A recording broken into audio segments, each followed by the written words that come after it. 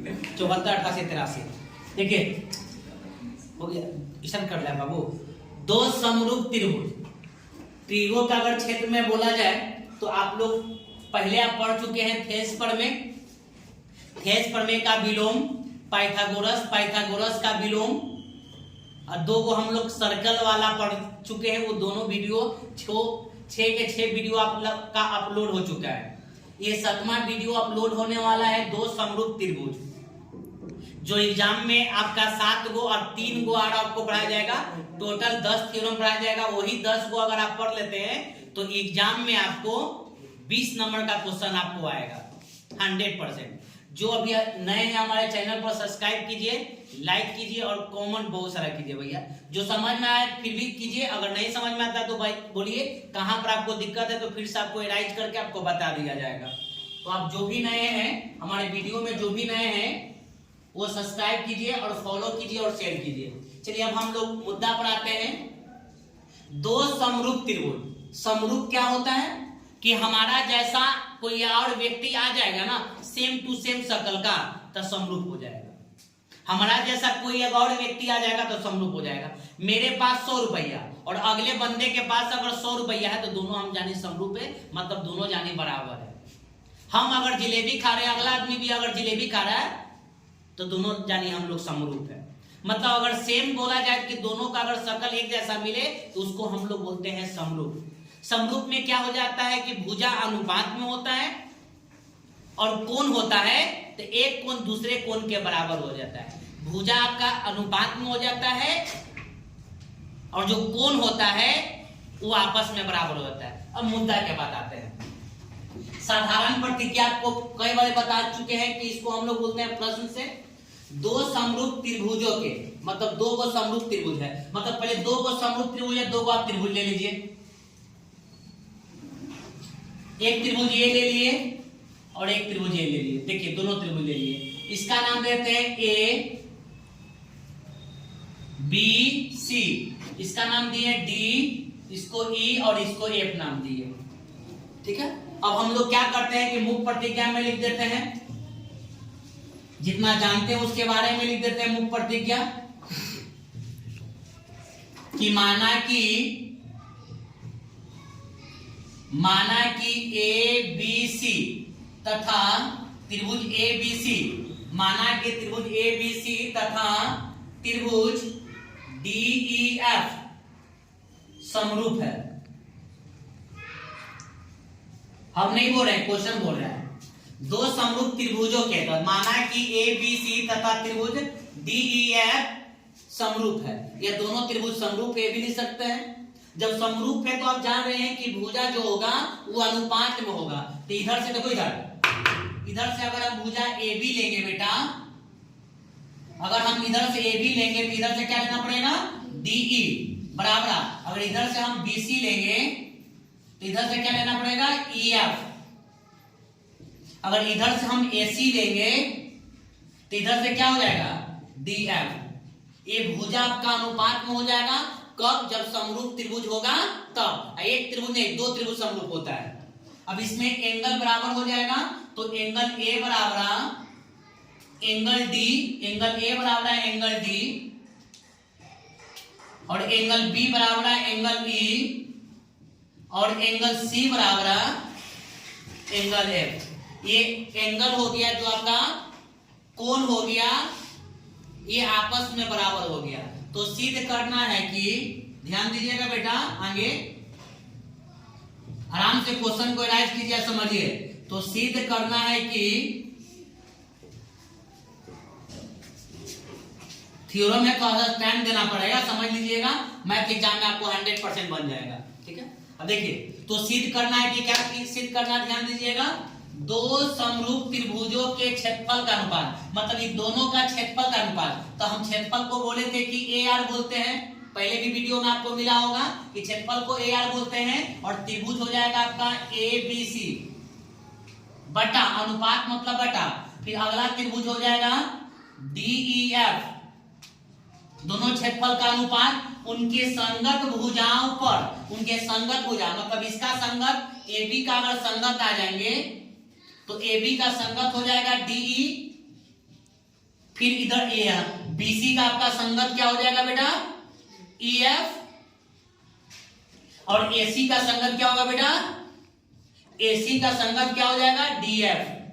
ठीक है, इन दोनों के संगत के वर्ग करना है, इसका भी वर्ग कर दिए, इसका भी वर्ग कर दिए, इसका भी वर्ग कर दिए, इसका भी वर्ग कर दिए, इसका भी वर्ग कर दिए, इसका भी वर्ग कर दिए। वर्ग का मतलब बताया था कि किसी के पावर 2 वर्गों के अनुपात कर दिए, के बराबर होता है तो बराबर दे दीजिए, सब में बराबर हो गया। फिर से एक बार क्वेश्चन को राइट कर लीजिए। दो समरूप त्रिभुज ले लिए, क्षेत्रफल का अनुपात कर दिए, उनके संगत भुजाओं के संगत भुजा, इधर से AB लिए तो इधर से DE, इधर से BC लिए तो इधर से EF, और इधर से AC लिए तो इधर से DF। ठीक है, क्षेत्रफलों के अनुपात, उनके संगत भुजाओं के वर्गों के वर्ग कर दिए। वर्ग का मतलब किसी के पावर 2 वर्गों के अनुपात में है, के बराबर होता है, बराबर कर दिए। यहां तक दिक्कत है किसी को? आगे आते हैं बनावट या रचना।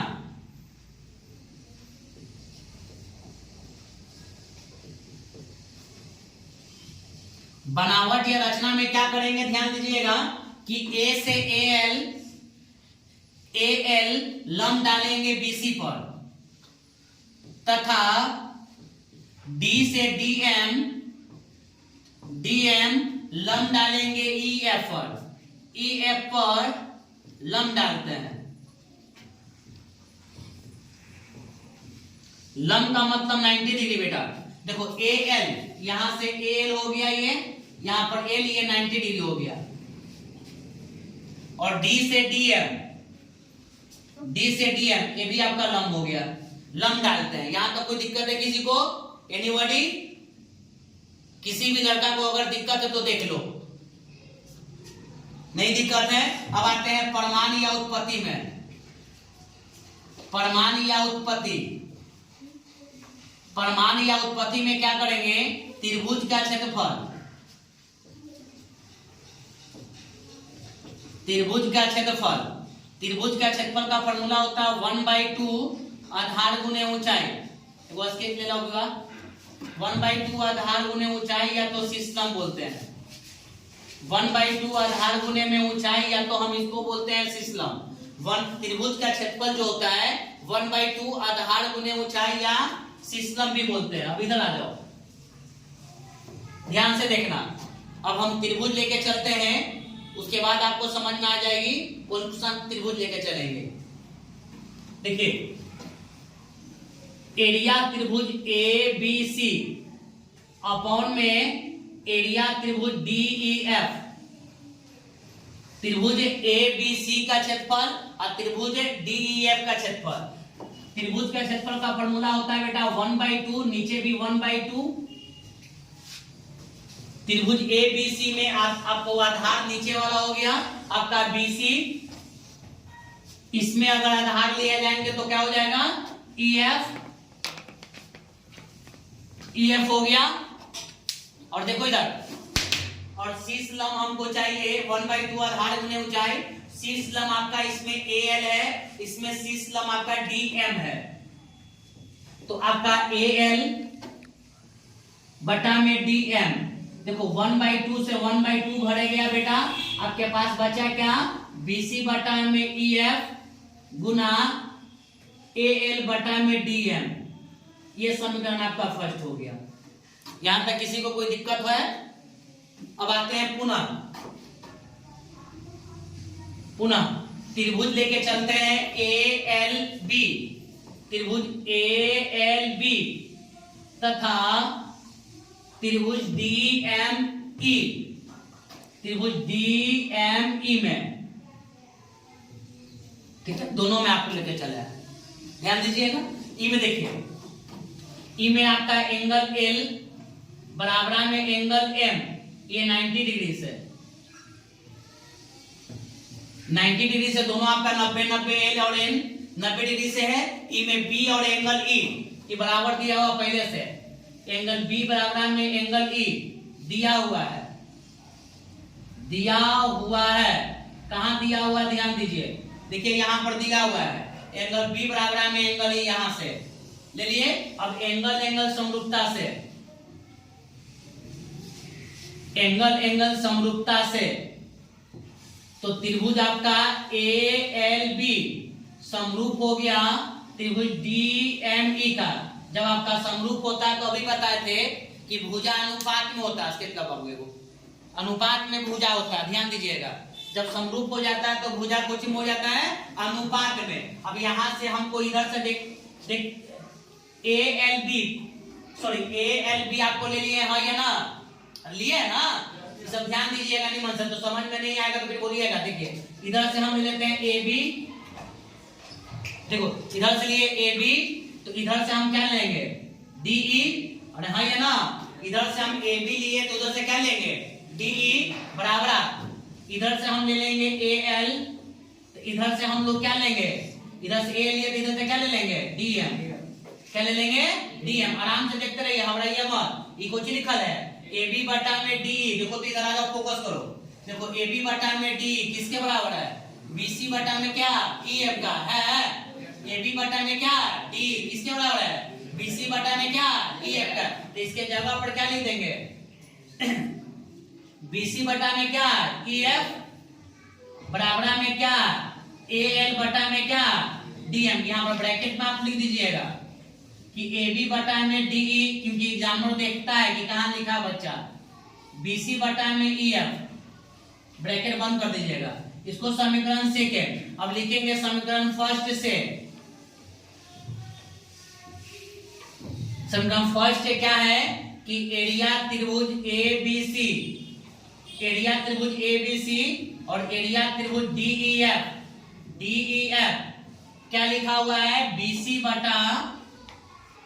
बटा में EF गुना में AL बटा में DM। देखिए ऊपर समीकरण फर्स्ट ये लिखा हुआ है। अब क्या कर देंगे कि एरिया त्रिभुज ABC अपॉन में एरिया त्रिभुज में DEF, देखो BC का BC लिख दिए बेटा और EF का EF लिख दिए, गुना के गुना क्या लिखल है AL बटा में DM, AL बटा में DM किसके बराबर है, BC बटा में क्या BC बटा में EF। अब हमको तुम बताओ BC में BC से गुना करेंगे क्या आएगा, BC का स्क्वायर, और EF में EF से गुना करेंगे क्या आएगा EF का स्क्वायर। कोई दिक्कत है यहाँ तक, देख लो फिर से यहाँ से BC में BC से गुना करेंगे क्या आएगा भैया, BC में BC से गुना करेंगे क्या आएगा BC का स्क्वायर, और EF में EF से गुना करेंगे क्या आएगा EF का स्क्वायर। कोई डाउट है यहाँ तक। इसी प्रकार आगे भी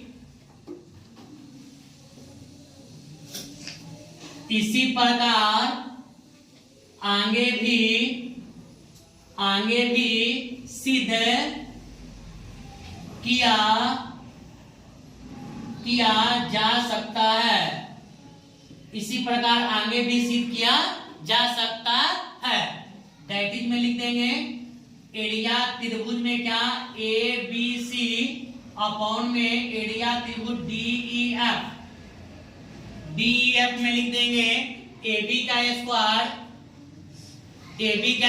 बटा में DF का स्क्वायर बराबर में BC का स्क्वायर बटा में EF का स्क्वायर बराबर में AC का स्क्वायर बटा में DF का स्क्वायर। प्रूफ। यहां तक किसी को अगर डाउट है तो हमको बताओ।